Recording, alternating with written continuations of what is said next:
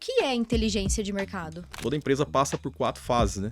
Validação, sobrevivência, crescimento e consolidação. Veja, a gente está aqui há quase 50 minutos conversando, muitas informações ricas e que estão sendo disponibilizadas gratuitamente. A melhor maneira de prever o futuro é criá-lo, né? Perfeito, essa frase é ótima. Essa é a frase da minha caneca de café, inclusive da minha casa. E o que tudo isso, na sua visão, tem de relação direta com o manejo de pragas? Eu sou Gabriela Vieira e este é o MIP em Dia, o seu podcast sobre manejo integrado de pragas. Afinal, não existe milagre, existe manejo. Olá, pessoal, sejam muito bem-vindos a mais um episódio do MIP em Dia. Já vou apresentar para vocês o nosso convidado, mas antes já sabem, né? Estão seguindo as redes sociais, Instagram, LinkedIn, YouTube. Para você que está nos ouvindo ou nos assistindo pelo Spotify, dá a sua estrela também, já segue o podcast. Isso é muito importante pra gente. E além de você acompanhar os episódios, que são sempre feitos com muito carinho e com bastante responsabilidade, né, nas informações passadas, vocês podem compartilhar os episódios com aquelas pessoas que vocês entendem que devem assistir, ouvir e ter acesso a essas informações também, tá bom? Então, aqui na descrição do episódio, nós temos todos os patrocinadores, os links para acesso, né? E agora sim, falando dos nossos patrocinadores desses episódios, nós estamos aqui no mês de fevereiro com 2 empresas voltadas para a área de manejo, de biológicos. Então, muito obrigada à Agribela Pesquisa e Desenvolvimento de Tecnologias Biológicas, uma empresa de pesquisa e desenvolvimento para o agronegócio focada em tecnologias biológicas e digitais. Inclusive, na temporada passada, o Luiz Guilherme, que é um dos sócios da empresa, esteve aqui com a gente para falar dos trabalhos, né, com armadilhas, enfim.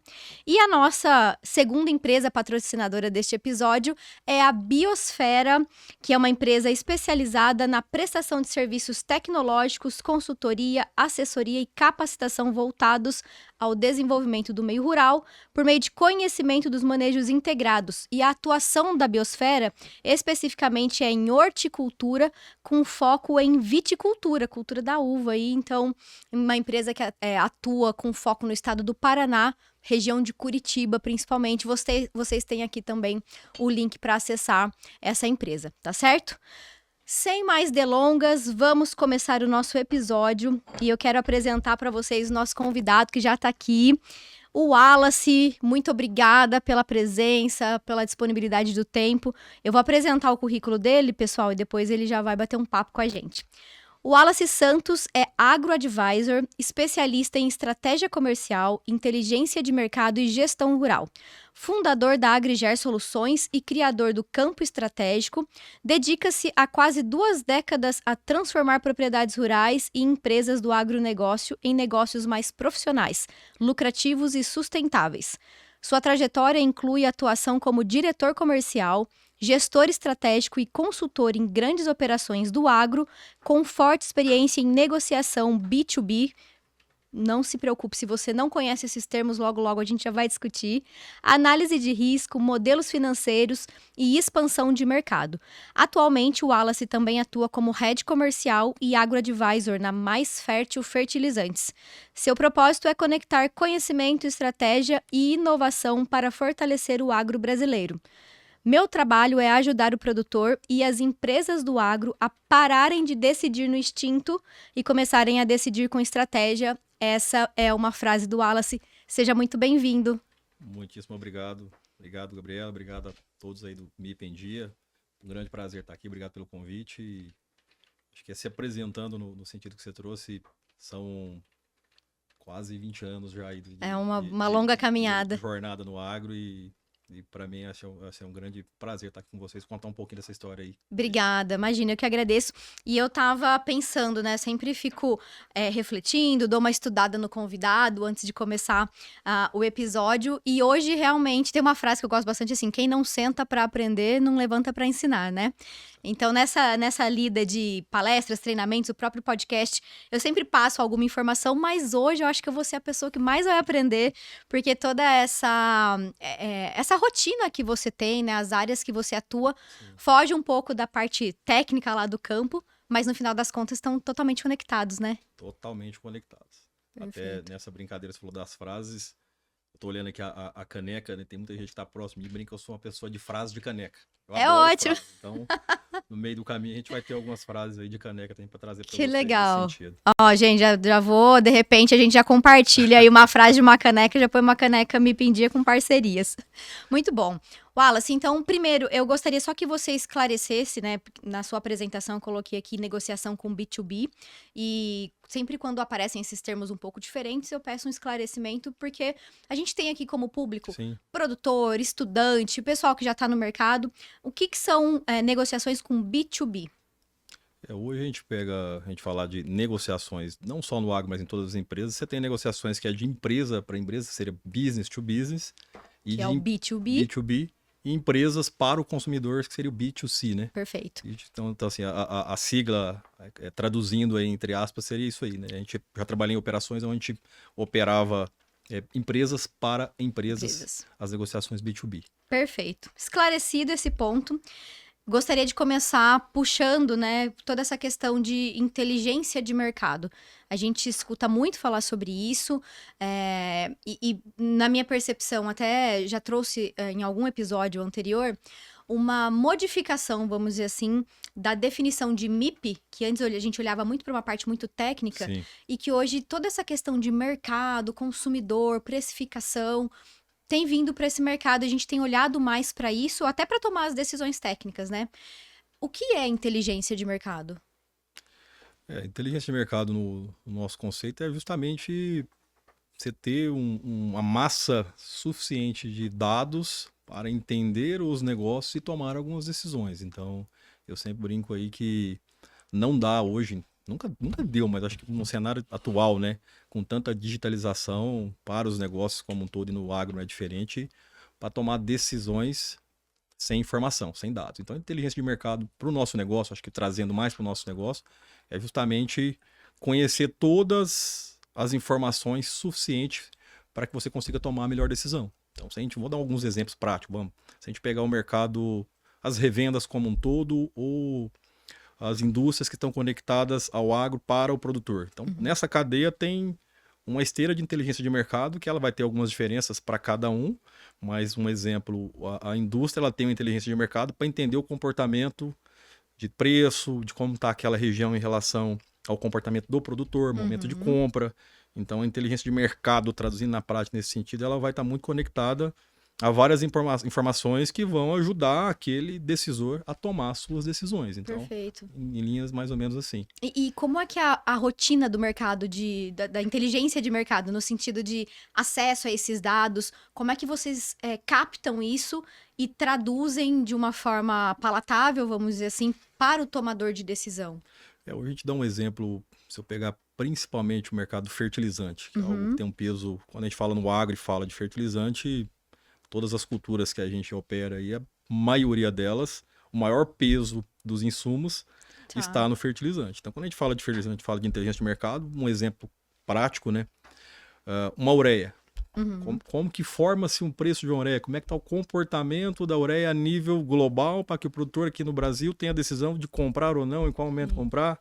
Se o sulfato de amônia está mais barato, está mais caro, então assim... Se teve guerra, se não teve? Se teve guerra, se não teve, o que está acontecendo lá fora que vai impactar, pensando em fertilizante, que nós somos aí altamente dependente, quase 90%, 85%, 98% do que a gente consome de fertilizantes é importado. Então, para as empresas do mercado de fertilizantes, estar antenado à inteligência de mercado, o que está acontecendo de forma global e não só aqui, para tomar decisões, é algo extremamente importante. Imprescindível, então, imprescindível. E o produtor rural, a gente tem falado muito também, ele precisa também começar a entender que existe uma inteligência de mercado para o negócio dele. Porque todo mundo que vem até ele, vem com a inteligência de mercado. E por que o produtor rural não utiliza a inteligência de mercado também para tomar as decisões dele? Então, assim, comprar mais barato? Às vezes nem sempre. É comprar na hora certa, fazer relação de troca. Então, a inteligência de mercado, ela conecta decisões. Perfeito. Basicamente isso. E até, depois a gente pode voltar especificamente nesse ponto de inteligência de mercado, mas você falou algo que me chamou bastante atenção, né? Todos aqueles profissionais que chegam ao produtor têm uma inteligência de mercado. E por que não o produtor ter a sua inteligência de mercado? Sim. Você tem aí já seus 20 anos de atuação. O produtor, ele tem pensado dessa forma estratégica? Como é que você enxerga essa inteligência de mercado dentro da porteira, no sentido do negócio mesmo do produtor? E aí a gente pode até falar de gestão, enfim. Como é que foi esse histórico, né? Como que você vê esse desenvolvimento ou não em relação a isso? Não, essa pergunta ela é bem importante porque o trabalho do AgroAdvisor nasceu aí. Principalmente nessa questão de entender o mercado e traduzir o mercado para o produtor rural também. Legal, então isso é o que o AgroAdvisor faz. Está conectado totalmente, porque quando a gente fala no advisor, ele é um conselheiro. Perfeito. Então, se você pegar o mercado financeiro, que essa ideia na minha cabeça, ela nasce de um dia eu tô sentado numa mesa e eu usava um escritório que tinha sido da XP nessa época. E aí eu era atendido por advisors também da XP. Falei, caramba, né? O advisor está sempre aconselhando a gente a tomar decisões financeiras, né? Sim. Por que não pode existir um agro-advisor para ajudar o produtor a tomar decisões financeiras, decisões de compra, de gestão como um todo? Então, Faz todo sentido. nessa ótica, eu passei muitos anos na parte de distribuição, de revenda, da parte comercial em si, né? E aí até 2023, os meus últimos 10 anos tinha sido muito focado na parte comercial e também em gestão. E lá atendendo o produtor do lado de dentro do negócio como comercial, tendo os produtores como meus clientes, eu comecei a olhar que estava do outro lado da mesa faltando essa visão da inteligência de mercado, dessa decisão do melhor momento de eu comprar, de eu vender o grão, conectar isso na gestão financeira, olhar o mercado, os bancos, tá na hora de eu tomar essa decisão ou não, pegar esse recurso ou não, se ali que esse preço faz sentido. Então, muita coisa para juntar, é muita né? informação para conectar. Então, Sim. com isso, nasce o AgroAdvisor nesse sentido de conectar a inteligência de mercado, de olhar para essa questão toda de gestão e fazer o produtor tomar as melhores decisões. Né? Perfeito. Na parte, né, pensando no produtor rural. E é muita coisa mesmo para decidir, né? Só aí que você falou, é Selic, é taxa disso e taxa daquilo. Esses dias eu estava ouvindo também, eu tenho podcast, eu adoro podcast, né? Mas ouvindo um podcast que estava falando a respeito da questão do maduro, né? Da captura ali e tal. E aí trazendo, assim, fazendo um desdobramento em como isso vai, ou pode, melhor dizendo, interferir nos preços de commodities, né? E aí tá totalmente dentro do nosso mercado, né? Totalmente. O câmbio, por exemplo, né? Hoje, se você pegar, né, o nosso maior mercado do Brasil é soja. Então, de tudo que a gente produz, praticamente são quase 50 milhões de hectares é soja. Então, soja é o quê? É dólar. É dólar. Então, se a gente pensar, a maior reserva de dólar do Brasil está na soja. Tá na soja. São quantos milhões? São 175 milhões de toneladas de grão. Multiplica aí. Multiplica isso em tonelada dólar. Então, assim, não tem como o produtor... Eu falo muito isso, a gente faz as palestras, faz os eventos, e eu sempre começo com uma brincadeira, né, trazendo esses pontos. Produtor rural, primeiro faça a pergunta bem legal, né? Você vai entender essa, né? Tá uma plateia. Quem aqui é produtor rural? Aí todo mundo levanta a mão. Tá lá 50 pessoas, 50 produtores, levanta a mão. Quem aqui é empresário? Aí para aquele... Já tem aquele ponto aquele de grilo, né? interrogação. Aquele silêncio, aí às vezes meia dúzia ali que tem algum outro tipo de negócio ou que é empresário, ou que entendeu o conceito do empresário, levanta a mão. Mas quando ele não é a maioria, então muitas vezes você já está respondendo aí que o produtor muitas vezes não vê a sua propriedade como um negócio. Ele não se enxerga como empresário, gente. E assim, acho que é surreal a gente pensar nisso, porque um negócio rural, existem vários negócios, né, várias empresas rurais, falo fazenda, mas empresas rurais por aí, que geram quantos empregos, geram quanto de receita, pagam imposto, é uma empresa. Então, assim, toda fazenda é uma empresa. Essa frase eu sempre falei ela muito, toda fazenda é uma empresa. É uma empresa, justamente. Ela só precisa ser tratada como tal. E aí, assim, não que a gente vai penalizar o produtor nesse sentido. Falta profissionalização em outras empresas que não são do agro também. Sim. Mas nesse sentido do agro, o produtor precisa, voltando àquela pergunta lá atrás, você comentou em relação se ele está pensando, está mudando. A gente está enxergando que sim, está começando a haver uma mudança. Ela vem muito pela dor, né?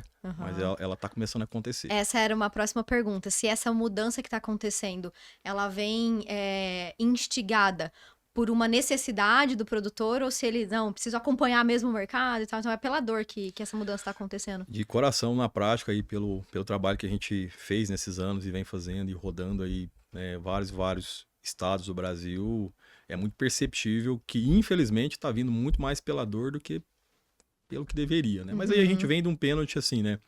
Se a gente olhar pro para educação financeira no Brasil, não é de agora, sempre foi difícil Sim. ter, né, Não só no agro, né? não só no agro. Então, as empresas, a gente sempre traz aquela. Esse é um conceito que eu aprendi, né, com a outra pessoa, mas eu gosto de trazer isso também, que toda empresa passa por 4 fases, né? Validação, sobrevivência, crescimento e consolidação. O agro também não é diferente. Ele passa por validação, por sobrevivência, por crescimento e consolidação. E a gente está vendo no mercado agro hoje, principalmente, não só falando de produtor rural, mas também já conectando com as empresas, que a gente está nesse trabalho também dentro das empresas, muitos negócios se perdendo no crescimento. Então as empresas foram crescer por falta de gestão, por falta de profissionalização, que leva à consolidação. E profissionalização é um trabalho que nunca termina. E aí a gente fala de gestão e traduz gestão em 2 palavras. O que é gestão? É igual a medir e melhorar. Se eu não meço e não melhoro, eu não estou gerindo. Então, assim, se o produtor não conectar dados, se as empresas não conectarem dados, inteligência de mercado, medir isso, meço esses dados, entendo o que não está bom e não melhoro, não faz gestão. E se não faz gestão, não tem como se consolidar. É um negócio, ciclo que não para, não termina. E aí a gente vem de um período, né, na época pandemia, 20, 21, que as coisas deram um salto e o mercado enxergou uma certa margem que deixou todo mundo meio acostumado num período rápido e de repente isso cai por terra. Né? A gente discute bastante isso, pensando... Claro, sempre trago um pouco mais para as pragas, para os insetos, que é o que eu atuo diretamente. Mas a gente tem sempre a mania de falar assim, nossa, essa safra tá muito ruim. Quando a gente pega um histórico, né, a gente vê que tem ciclos que se repetem e que nós tivemos nos últimos anos aí, anterior a esses 2 últimos anos, safras muito boas, né, condições interessantes e que a gente tem uma memória curta e acha que aquilo foi realidade, esquece, né, do que veio antes. Completamente. A gente, em muitos momentos ali no 20... Depois que foi passando ali, né, porque 20, 21 dá esse salto, por exemplo, soja... sai lá aqui pra gente pegar regional, mas se a gente pegar regional aqui, 80 vai para 180, chega a ter contratos ali que na época com soja convencional houveram contratos de mais de R$200 naquela época, né? Então isso trouxe uma falsa sensação, milho em 21 batendo R$100, então isso o mercado inteiro foi culpado por muita coisa que acontece hoje, não dá para culpar o produtor também. Não, sim. Isso foi uma conjuntura de vários fatores ali que levou a isso, né? Eu falo assim, a culpa, eu brinco, né? A culpa é minha, eu coloco em quem eu quiser, né? Porque o pessoal muitas vezes fala, a culpa é disso, desse, daquele outro. Na verdade, é um conjunto de decisões, ninguém tá sozinho, né? Então, desde de produtor e todo mundo que tá envolvido, empresas, assessores, consultores, todo mundo, né? Cada um tem sua parcelinha ali no final das contas. Exatamente. E aí, nessa questão da gestão, né? Supondo que eu sou um produtor, tô assistindo o podcast e eu não tenho... Entendo que eu não tenho uma boa gestão. Existe um diagnóstico que eu faço? Como é que seria o caminho para sair de uma falta de gestão para uma profissionalização que vai melhorar o meu processo? Não existe. A gente fala que tudo tem um método, né? Então, tudo tem um processo, um procedimento, e a gente traz muito essa dinâmica que, para conectar com essa pergunta ali, né? Pessoas, processo, tecnologia. Então, hoje tem muita tecnologia para auxiliar na condução dos negócios. Então, para o produtor que entende que ele, de repente, não está numa gestão ok, existe sim uma forma de diagnosticar, tem todo um procedimento para entender esses pilares. A gente fala ali que são, né, obviamente são alguns pilares, mas você se fortalece ali em 4 pilares. Você tem gestão de compras, que o produtor tem que fazer isso muito bem, tem gestão financeira, tudo isso é conectado, né? Gestão de risco com comercialização, né, que é a parte da produção. E, lógico, você faz parte desse segmento também, gestão técnica, gestão lá. Então, assim, tudo é gestão, né? Gestão. A palavrinha gestão, ela tá em tudo e, ao mesmo tempo, às vezes ela não tá em lugar nenhum aí nesses pilares. Então, essa fundação desses 4 pilares ali, a gente analisando isso dentro da propriedade, você consegue entender. O produtor tem gestão técnica legal, ele tem gestão de compras, ele tem gestão financeira, ele tem gestão de risco, que às vezes, assim, uns têm mais fortaleza num pilar e menos em outro. Então você precisa equilibrar esses pratos aí para a coisa andar de forma legal. Perfeito. Mas tem. E eu vou fazer uma pergunta agora que talvez saia um pouquinho da linha que a gente tá, mas como é que a inteligência artificial tem influenciado nessa não sei, tomada de decisão, nessa gestão? Você tem visto, assim, uma adesão de, talvez, não sei, softwares? Como é que isso está acontecendo? Não, a inteligência artificial, Eu acho que assim, no produtor, lá na ponta, talvez no dia a dia dele nem tanto. Uhum. Porque às vezes até mesmo pela questão de usabilidade e dele estar imerso nas operações e ele não está tão inserido. Mas nas empresas a gente já vê que sim. As empresas já tem muito... Eu vivencio isso na prática já, né? Já tem muitas ferramentas de inteligência artificial Uhum. interpretando dados, construindo até mesmo alguns modelos ali de decisão para facilitar o trabalho da Ajuda galera. na tomada de decisão, Isso né? está acontecendo na prática, sim, bastante, Legal. nas empresas. Excelente. Eu quero falar depois um pouquinho sobre aquisição de insumos, que eu acho que tem bastante relação com a parte técnica e Sim. tudo mais. Mas antes eu gostaria que você explicasse um pouquinho, talvez já esteja em meio ao que você comentou, mas qual o papel de um head comercial?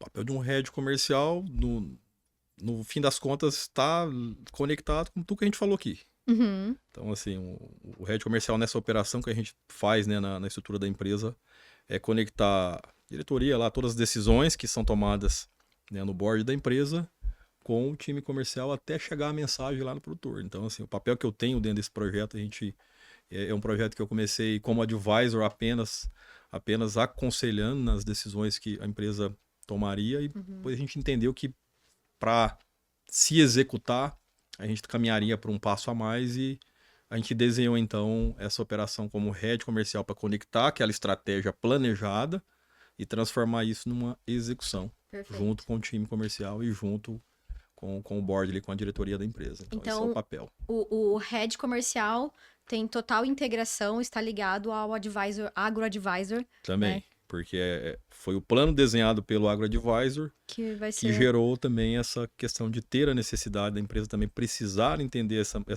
esse caminho que a gente falou ali atrás, dentro da validação, sobrevivência, crescimento. A empresa está crescendo, então nessa do crescimento a gente desenhou um plano estratégico. Nesse plano estratégico, o head comercial faz parte da função de execução do plano, né? Certo. Integrado com todas as cadeias de decisão da empresa. Né? Então acho que é puramente advisor nessa situação também. Perfeito.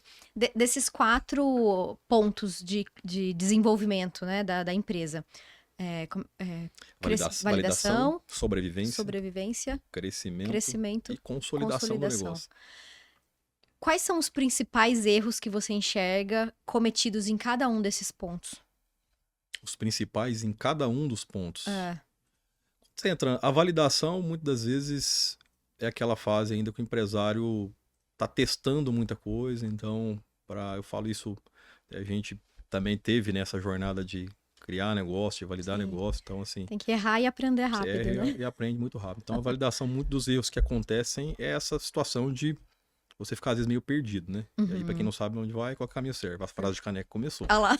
Então, essa situação de testar demais é um grande erro que, às vezes, na validação, impede essa empresa de começar a avançar, atrasa, retarda, e em alguns casos, algumas empresas nem conseguem dar o próximo passo. Né? Então, e aí você vai entrar na sobrevivência, que é o vale da morte ali, que algumas empresas não conseguem nem ultrapassar e chegar no crescimento. E aí a gente fala isso, você vai para frente.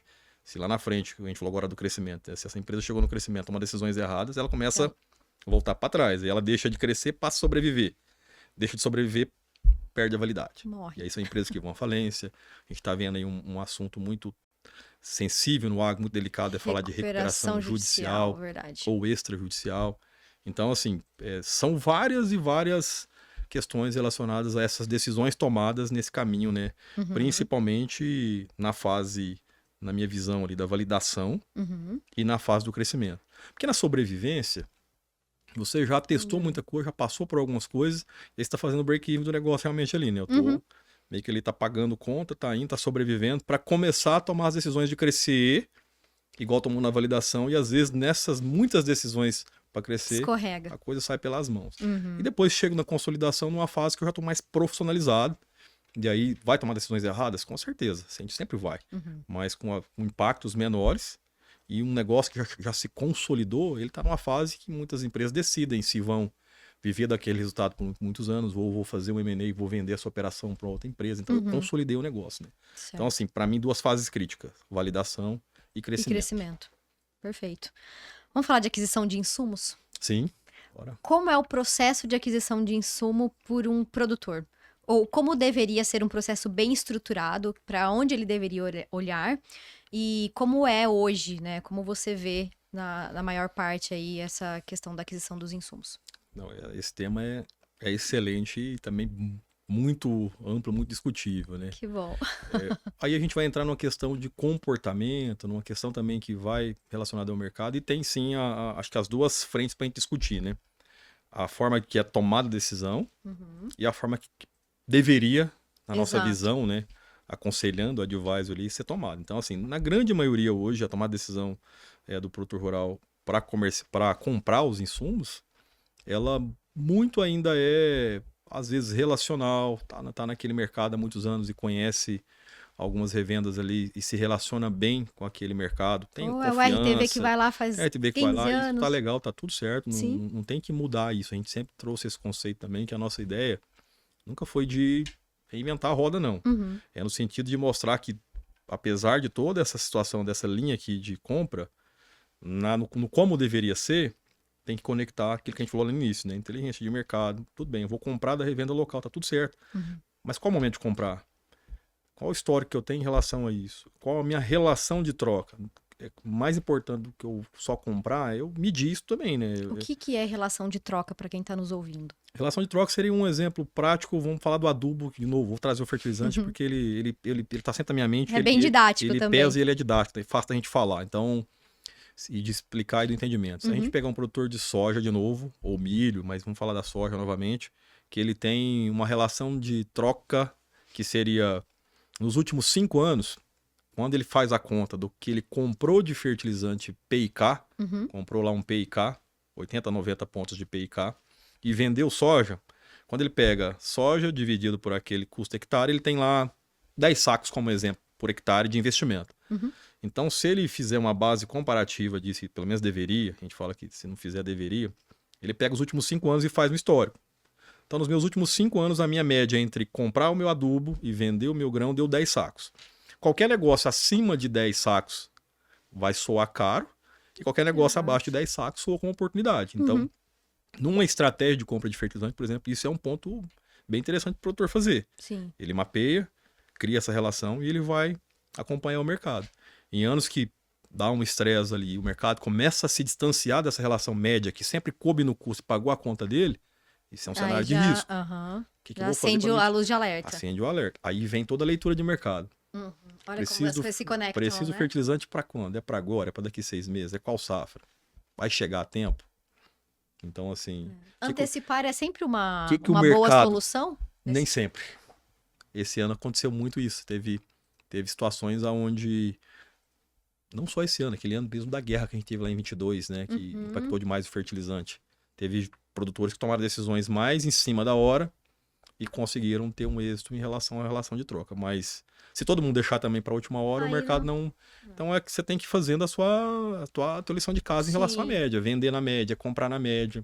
E tem isso também, nem sempre as decisões, aliás, acho que nunca, né, vão ser tomadas da mesma forma por todos os produtores. Então tem aquele que antecipa, tem aquele que é o mais atrasadinho e que vai comprar ali em cima do laço e já fica aquele desespero que não tem disponibilidade, né? Então tem essas variações. E o mercado é assim, ele é muito imprevisível no agro, né? A gente brinca que o agro é um cassino a céu aberto. Você tá apostando...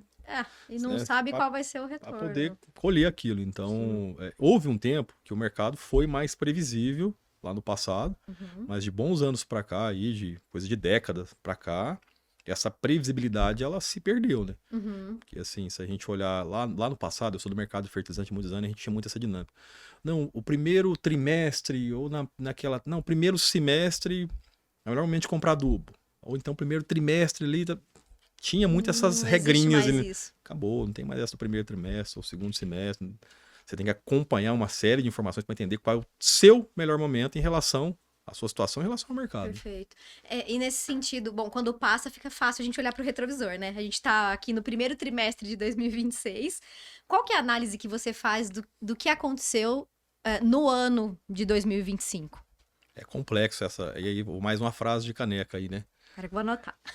O retrovisor e o para-brisa. O caminho que a gente tem pela frente é mais importante que a gente deixou para trás, mas sempre é importante olhar no para-brisa, no retrovisor e no para-brisa, para você ter essas comparações. Então, para-brisa que é o que você tem muito em frente, retrovisor para você estacionar, para você corrigir alguma rota.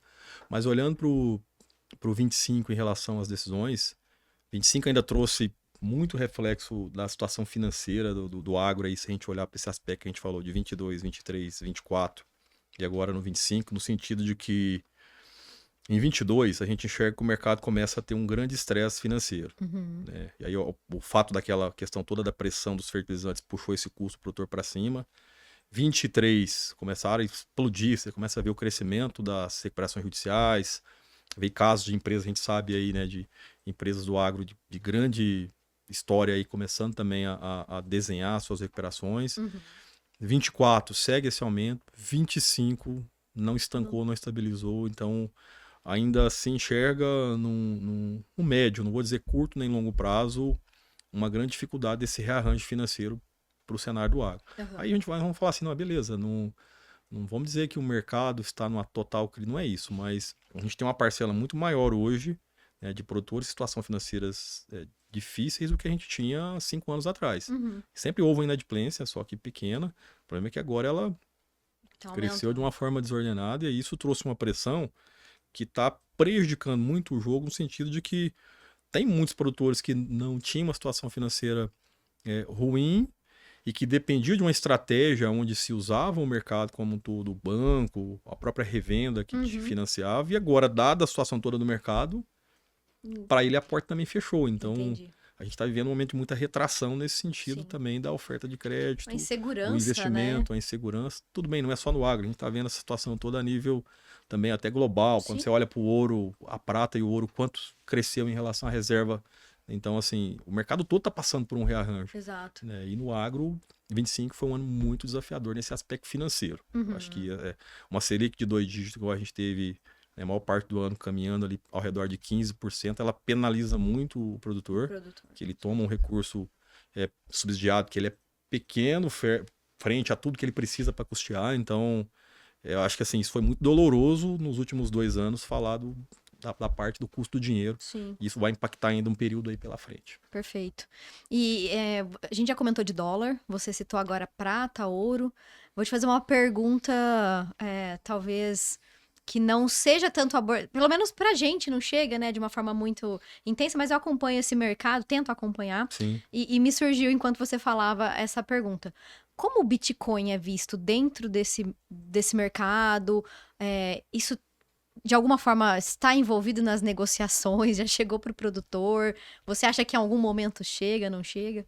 Ainda não, assim, até o contato que a gente tem de mercado, de empresas, até mesmo de operações financeiras que às vezes surge, o pessoal bate na porta para trazer um fundo, para falar de alguma coisa relativo aos negócios e às empresas e clientes.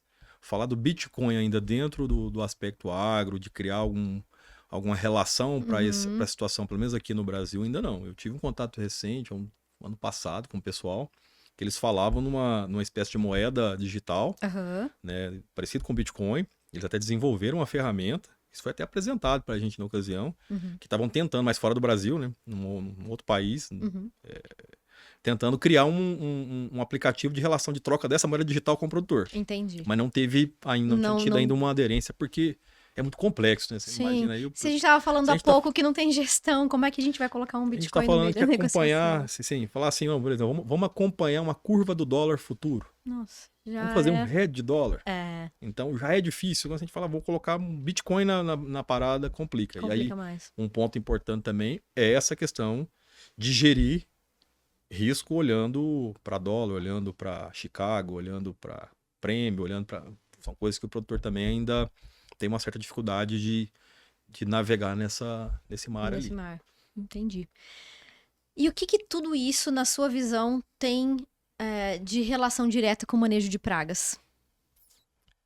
Tudo isso tem, tudo. Que na mesma forma que a gente comentou ali das decisões, né? Então eu vejo que conecta muito... Tudo é analisar a operação como empresa e fazer a gestão, né? Então, eu fazer o meu monitoramento, entender o meu manejo, né? Porque o manejo, ele compõe a estratégia, né? Exato. Então, eu vou desenhar um plano de defensivos aí, né? Fungicida, inseticida, herbicida, tanto tá complicado nos últimos anos herbicida, né? Dentro da minha operação, e vou acompanhar. Então, o manejo integrado no final das contas, ele tem toda a relação com essas decisões, a margem final, o que, que vai sobrar em relação aqui. A tal da última linha, A última né? linha, o quanto eu fui eficiente nesses pilares que eu comentei. Então, se eu for eficiente na minha gestão de compras, na minha gestão financeira, na minha gestão comercialização, mas eu for ineficiente na minha gestão técnica, a casa caiu. Então, o pilar está sempre fundamentado São os pilares que em você todos comentou, eles. Então, o que a gente tem falado muito, até assim, com todo respeito a todo o setor e a parte técnica, é justamente isso. O produtor, ele dá muita visibilidade para a parte técnica, tá tudo bem, importante, mas ele dá pouca visibilidade para os outros 3 pilares que a gente falou. Então, assim, falta mais olhar para esses 3 pilares. Perfeito. Gestão de compras, financeira. Hoje tem sistema, a gente trabalha, né, em parceria com empresas, trabalha muito tecnologia, a parte de sistemas, para linkar isso, fazer um data lake de dados, onde eu trago informações do campo, que conecta com o MIP, vem para dentro do sistema, tá lá, é vivo. Informações financeiras, informações da gestão de compra e da comercialização. Quando eu pego tudo isso num local só, os dados estão lá, aí com a inteligência artificial hoje é fácil, mais fácil ainda, você pega as análises, esses dados aqui, analisa e toma uma decisão muito mais rápida. Perfeito. Entendeu? No final das contas, tem total relação, né? Total relação. Todas as áreas aí, não dá. É o que você comentou, se a gente dá mais atenção para um ou outro pilar, acaba que, né, a casa não... o conceito de MIP a gente sempre traz, né? Ele é representado por uma casa, justamente porque tem que ter um alicerce, tem os pilares de sustentação para que tudo esteja ali em pé. Se tem um dos pilares que não é construído, obviamente a gente casa tem... vai cair. A casa cai. É isso aí. Exato. Tá bem conectado. E eu quero te fazer mais uma pergunta futurista, vamos dizer assim. Vamos trabalhar a imaginação. Sim. E agora a sua visão pessoal, né? Com base, obviamente, em tudo que você tem de experiência. Quando eu começo as minhas palestras, falando especificamente de soja, eu mostro uns mapas que eles apresentam a evolução da cultura no Brasil, começando lá na década de 70, 80, com uma concentração maior no sul do país. Sim. E aí a gente observa uma evolução e, como você comentou, hoje a gente tem praticamente 50 milhões de hectares distribuídos por quase todo o país. Como você acha que vai ser a soja em 2050? É uma excelente pergunta para conectar aí futuristicamente falando, né? São pouco mais de 2 décadas ali pela frente. Evolução diária, eu acredito que ainda haja, né? Você acha que vai ter uma evolução diária, então? Entende aí que tem uma área não cultivada sem nem precisar, né? Movimentar nenhum hectare de abertura, é possível crescer nesse sentido. Tem fronteiras ainda, eu participei de um projeto com a Embrapa no ano de 24, em pedaço de 25, e a gente rodou, deu palestra em alguns locais, e tinha uma região que estava sendo explorada naquela época, 24, 25, tá até inclusive em expansão lá, que era para se abrir 300 mil hectares de soja num lugar que ninguém imaginava. Então, assim, então tem expansão, eu vejo que a soja ela tem uma crescente.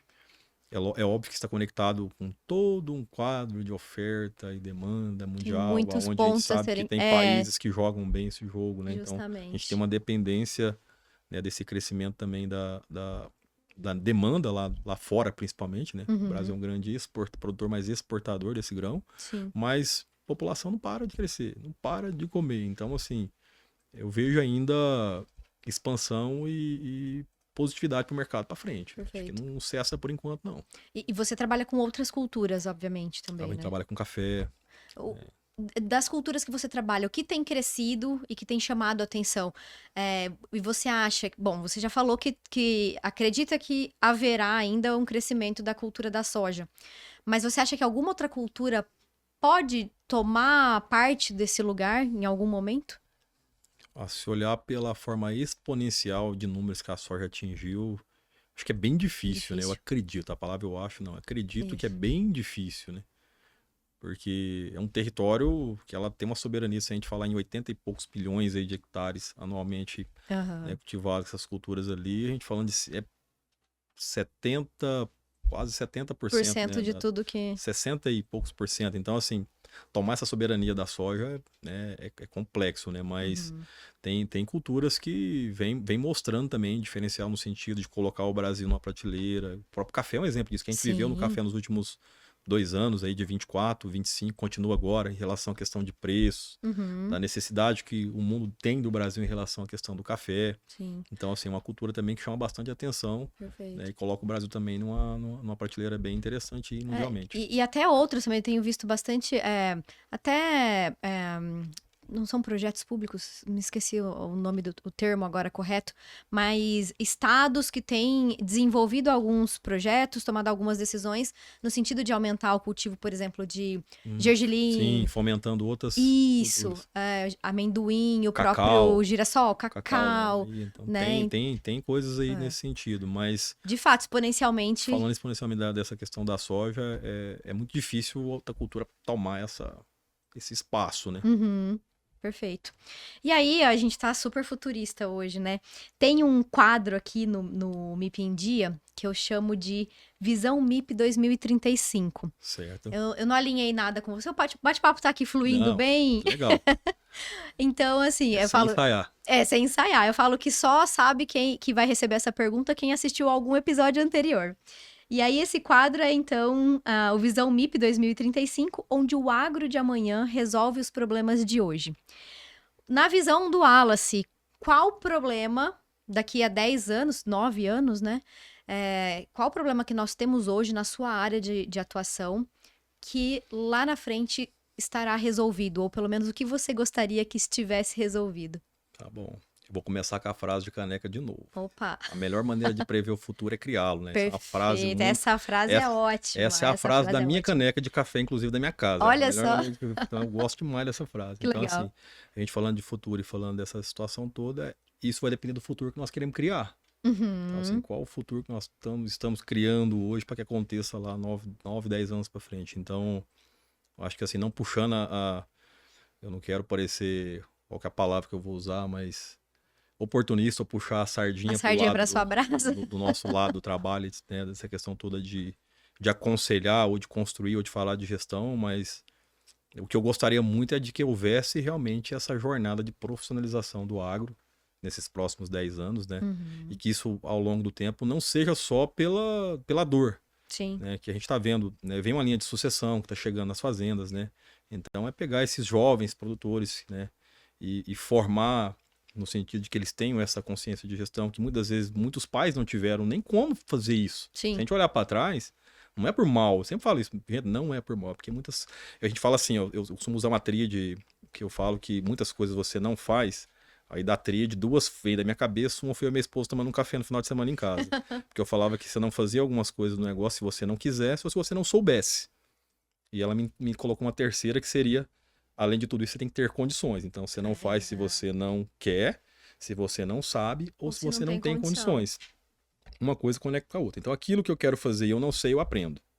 Né? E crio condições para aquilo. Certo. E tem que querer. Então, agora, quando eu tenho condições, eu sei e não quero, acho que é a pior delas. Então, o que eu vejo que a gente tende a pregar muito aí, para frente e faz parte desse cenário todo, é pregar essa necessidade de profissionalização na gestão. É usar a tecnologia, é pegar os sistemas, né? O produtor que tem lá o filho, que tem alguém da geração, traz para dentro de casa, coloca ele numa posição onde eu sempre falo que a gente tem que formar. Eu olho pro meu filho e falo, o meu sonho de realização é que ele seja muito melhor que eu. Não dá para querer que a próxima geração ou o seu liderado, por exemplo, seja pior, né? É sempre isso. Então, eu tenho que ser melhor que meu pai no sentido de pessoa, evoluir, né? Meu filho também é melhor do que eu. E assim, no produtor é a mesma coisa na fazenda. É que o filho dele seja um gestor melhor que ele. Mas ele tem que ter condições para isso. Exato. Ele tem que criar essa consciência. Então, voltando lá no futuro, para mim, um problema resolvido que fará grande diferença é o agricultor brasileiro, né?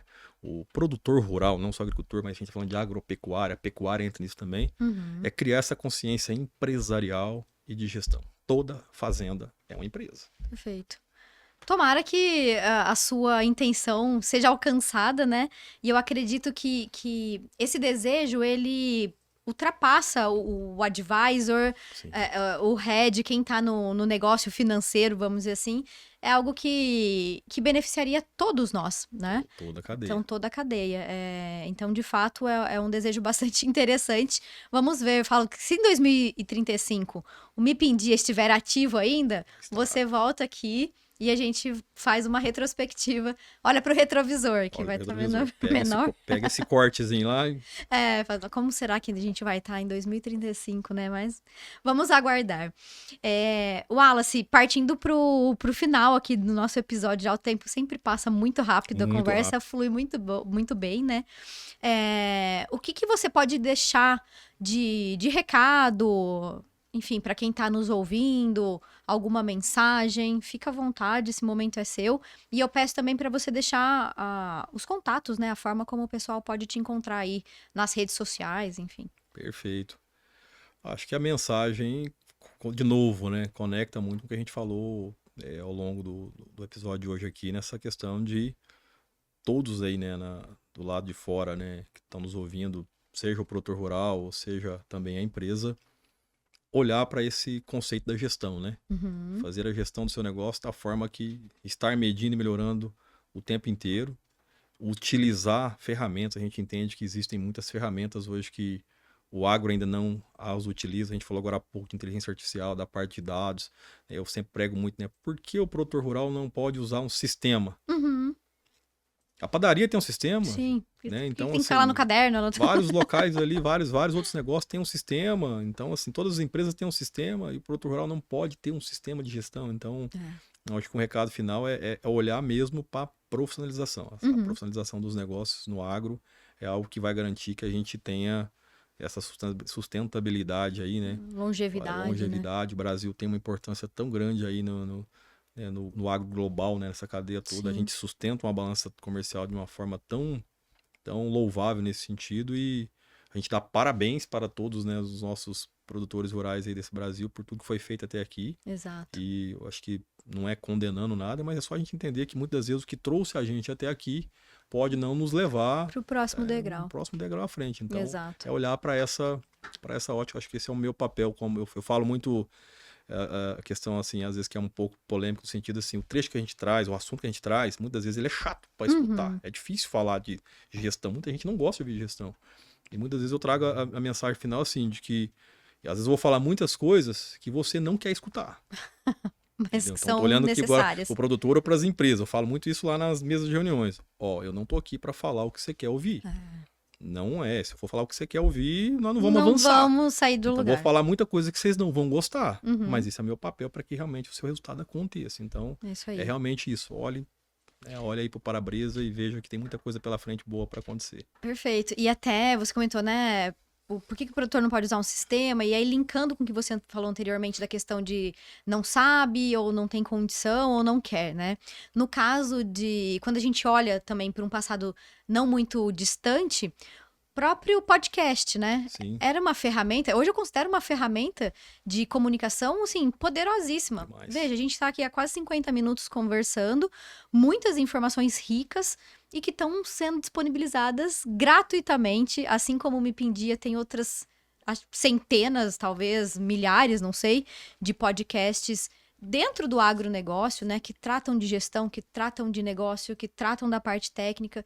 Então, a informação, hoje, ela está mais disponível, né? Ela está mais fácil de ser acessada. Então, fica aí a recomendação de que a gente explore melhor toda essa disponibilidade que nós temos de informação, né? Com certeza. E eu acho que eu acredito, né, de novo, né?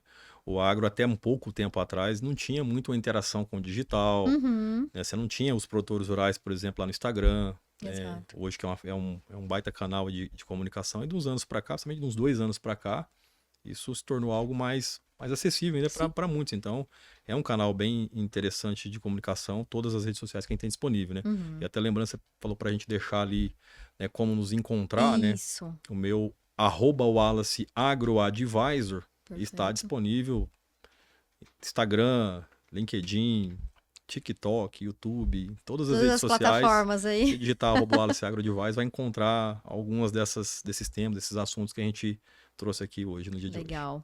Wallace, prazer receber você aqui. Muito obrigada mais uma vez pelo seu tempo. Aprendi bastante. Espero que nós tenhamos outras oportunidades, né, de trocar informações, seja aqui no podcast, mesas de reuniões, né, por aí, tomando um café.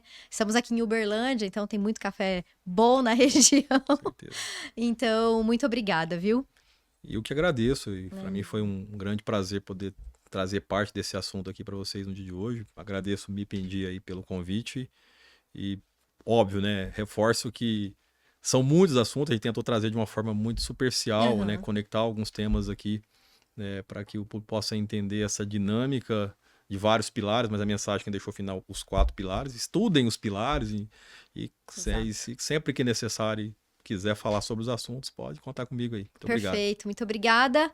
E agradeço você que ficou aqui com a gente também até o final desse episódio. Não esqueça de deixar o seu comentário, a sua percepção, a sua dúvida também. De repente, algum tema não foi muito bem esclarecido. O Wallace, tenho certeza que ele vai estar... Eu sempre coloco, né, os convidados aqui disponíveis para responderem, para nos ajudarem. Compartilhe também esse episódio com todas aquelas pessoas que você entende que precisam saber mais desse assunto. O meu muito obrigado também mais uma vez aos nossos patrocinadores, apoiadores do podcast, Agribela e Biosfera. E, como sempre, até o próximo episódio. Eu sou Gabriela Vieira e este é o MIP em Dia, o seu podcast sobre manejo integrado de pragas. Afinal, não existe milagre, existe manejo.